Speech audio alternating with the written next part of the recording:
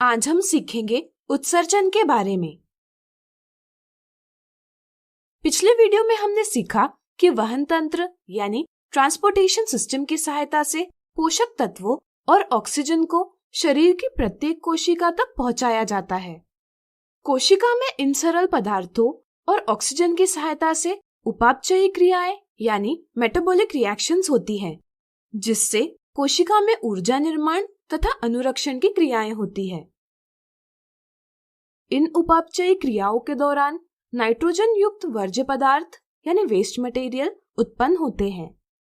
ऐसे पदार्थ शरीर के लिए हानिकारक होते हैं, इसलिए इन्हें शरीर से बाहर करना आवश्यक है। इस क्रिया के लिए उत्सर्जन यानी एक्सक्रीशन का प्रक्रम सहायता करता है। ऐसा जैव प्रक्रम जिसमें हानिकारक उपापचयी वर्ज्य पदार्थों को शरीर से निष्कासित किया जाता है यानी शरीर से बाहर किया जाता है, उत्सर्जन यानी एक्सक्रीशन कहलाता है। चलिए देखते हैं कि विभिन्न जीवों में उत्सर्जन का प्रक्रम कैसे होता है। कुछ एक कोशिक जीवों के कोशिका द्रव्य में निर्मित वर्ज्य पदार्थ जैसे कार्बन डाइऑक्साइड और अमोनिया को संकुचनशील रिक्तिका यानी कॉन्ट्रैक्टाइल वैक्यूल में लाया जाता है तथा विसरण यानी डिफ्यूजन की क्रिया से इन्हें कोशिका की सतह से बाहर कर दिया जाता है।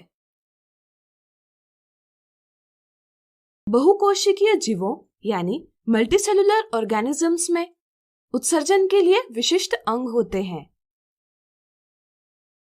पादपों में दिन के समय में प्रकाश संश्लेषण यानी फोटोसिंथेसिस की प्रक्रिया के दौरान वर्ज्य पदार्थ, ऑक्सीजन और जल उत्पन्न होता है तथा रात्रि के समय प्रकाश संश्लेषण नहीं होता, इसलिए वर्ज्य पदार्थ कार्बन डाइऑक्साइड उत्पन्न होता है। इनका निष्कासन पत्तियों में उपस्थित रंध्रों यानी स्टोमेटा द्वारा किया जाता है। वाष्पोत्सर्जन यानी ट्रांसपिरेशन प्रक्रिया में रंध्रों द्वारा अतिरिक्त जल का भी निष्कासन किया जाता है। रात्रि के समय वाष्पोत्सर्जन प्रक्रिया नहीं होती। कुछ वर्ज्य पदार्थों को पत्तियों और टहनियों की छाल के कोशिकीय रिक्तिका यानी सेल्यूलर वैक्यूल में संचित किया जाता है, जिनका क्षय हो जाता है। कुछ वर्ज्य पदार्थ रेजिन और गोंद के रूप में पुराने जाइलम में संचित किए जाते हैं। रेजिन और गोंद जैसे वर्ज्य पदार्थ मानव के लिए बहुत उपयोगी होते हैं। पादप की जड़ें विसरण द्वारा कुछ वर्ज्य पदार्थ आसपास की मृदा में निष्कासित करते हैं। मनुष्य में वर्ज्य पदार्थों का निष्कासन उत्सर्जन तंत्र यानी एक्सक्रीटरी सिस्टम की सहायता से किया जाता है। उदर के पीछे की तरफ और रीढ़ की हड्डियों के दोनों ओर वृक्क यानी किडनी का जोड़ा स्थित है, जिसकी सहायता से मनुष्य के रुधिर यानी ब्लड में उपस्थित नाइट्रोजनी वर्ज्य पदार्थ यूरिया और यूरिक अम्ल निस्यंदन यानी फिल्ट्रेशन द्वारा अलग किए जाते हैं। वृक्क में पतली भित्ति वाली केशिकाओं यानी कैपिलरीज का गुच्छा है, जिसे वृक्काणु या नेफ्रॉन कहते हैं। यह वृक्क की आधारी संरचनात्मक और क्रियात्मक इकाई यानी basic structural and functional unit है। प्रत्येक वृक्क में अनेक वृक्काणु होते हैं जो आपस में निकटता से पैक रहते हैं। वृक्काणु का ऊपरी भाग एक कप के आकार का होता है, जो बोमन संपुट यानी बोमन्स कैप्सूल कहलाता है। वृक्कीय धमनी वृक्क में ऑक्सीजनित रुधिर पहुंचाती है और केशिकाओं का निर्माण करती है तथा रुधिर बोमन संपुट तक पहुंचाती है। बोमन संपुट की भित्ति पतली होती है, जिसके अंदर केशिकाओं का गुच्छा होता है, जो ग्लोमेरुलस कहलाता है। केशिकाओं और बोमन संपुट की भित्ति पतली होने के कारण केशिकाओं से रुधिर छनकर बोमन संपुट में आता है, जो प्रारंभिक निस्यंद यानी इनिशियल फिल्ट्रेट कहलाता है।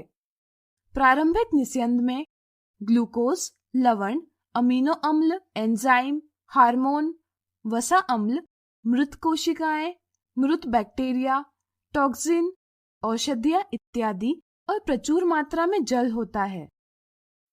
जब यह प्रारंभिक निस्यंद नेफ्रॉन के नलिकाकार भाग में प्रवाहित होता है, तब इन पदार्थों का चयनित पुनर्वशोषण यानी सिलेक्टिव रीएब्जॉर्प्शन किया जाता है।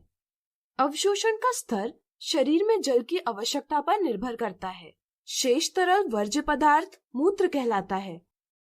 चूंकि वृक्क में निस्यंदन का कार्य वृक्काणु करता है, इसलिए यह आधारी निस्यंदन एकक यानी बेसिक फिल्ट्रेशन यूनिट कहलाता है।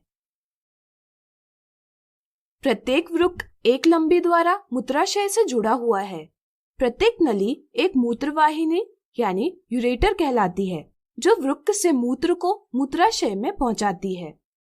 मूत्राशय पेशीय यानी मस्कुलर अंग है, जिसमें मूत्र का भंडारण यानी स्टोरेज किया जाता है। मूत्राशय यानी यूरिनरी ब्लैडर तंत्रिका नियंत्रण यानी नर्वस कंट्रोल में होता है, इसलिए मूत्र को शरीर से बाहर करना मनुष्य के नियंत्रण में होता है। जब मूत्राशय फैल जाता है, तब फैले हुए मूत्राशय के दाब से मूत्रमार्ग यानी यूरेथ्रा द्वारा मूत्र को शरीर से बाहर किया जाता है।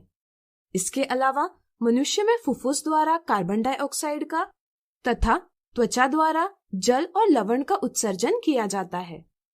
किसी कारणवश यदि वृक्क खराब हो जाते हैं, तो इससे शरीर में उत्सर्जन की क्रिया सही ढंग से नहीं हो पाती और इससे हानिकारक वर्ज्य पदार्थ शरीर में संचित होने लगते हैं।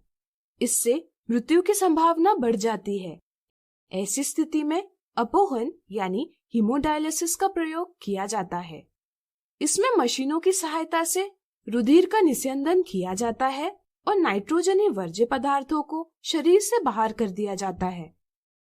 इसलिए हम अपोहन को कृत्रिम वृक्क यानी आर्टिफिशियल किडनी भी कहते हैं। तो आज हमने सीखा उत्सर्जन के बारे में।